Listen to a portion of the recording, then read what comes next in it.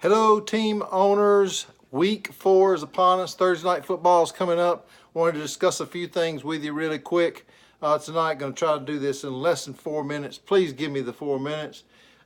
Voting. The only thing I can say about voting is we've got a new poll.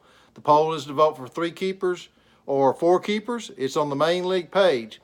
Learn to go to your main league page. If you go to your main league page, you can see the polls, any league manager polls that are put up.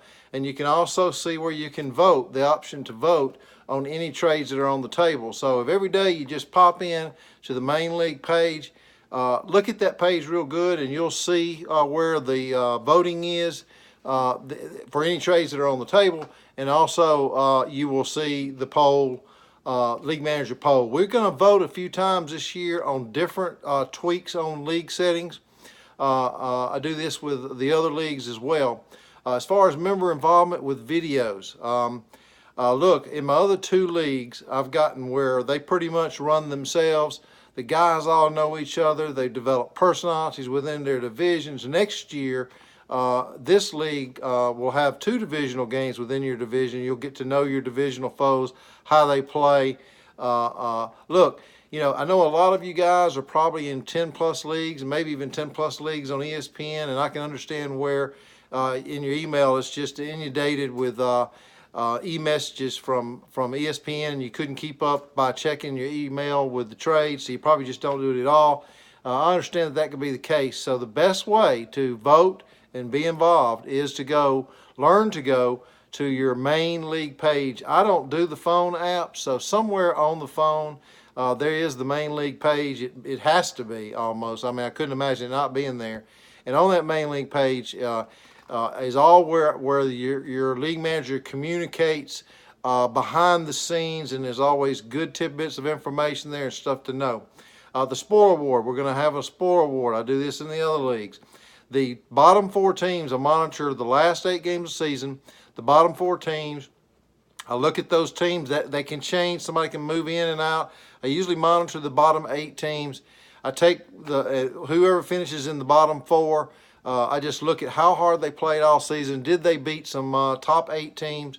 I have a top 8 bracket and a lower 8 bracket in the playoffs.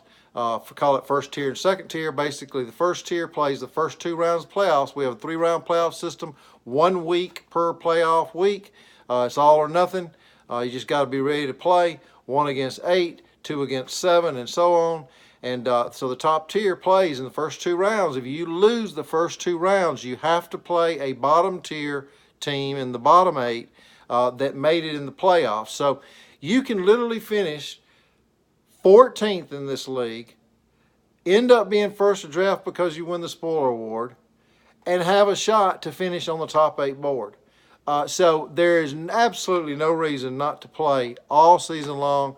Try your hardest. Guys will admire you for doing it. I want camaraderie in the league. So that's the secrets to success in this league. The more you're involved, the more you pay attention. That's why I encourage the voting. I will push trades through in the 40th past hour if it's a solid trade, and especially if there's very few vetoes versus a lot of approvals to vote. So your vote counts. Whether you approve it or disapprove it, your vote counts. I need to know the guys that do approve it. So enough of that. Keeper poll, don't forget that on the main league page. Making videos. You get to know the names of guys. It's all in fun. Anybody wants to try to do it. Look, trying to do previews and highlights is really tough. And like I said, in my other leagues, they are doing it. But if you want to give it a shot, I think previews is the easiest way to go. You preview the best 4 or 5 games.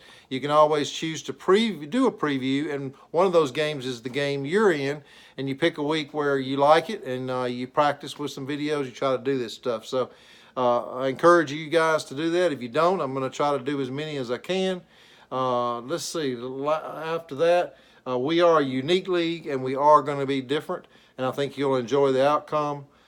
Next year, as I said, 2 divisional games. This tie situation in the league, they've mucked it up at ESPN. They do allow ties. They just can't register a tie on the standing board, even if it is a tie. So I will keep a tally of ties as the league goes on, and we'll we'll seed you in the playoffs accordingly based on that. They may have it fixed during the year. I don't know.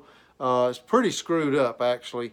And in our league with the short bench and such, you know, it's impossible for you to strategize to outscore the other opponent on your bench every week, or even to remotely even think about doing that when you're just trying to manage your team with this short bench in a deep league. So we're going to take that away. The commissioner made that move right now, or just a few days ago, and then also next year it will be no tiebreaker. If you tie, you tie.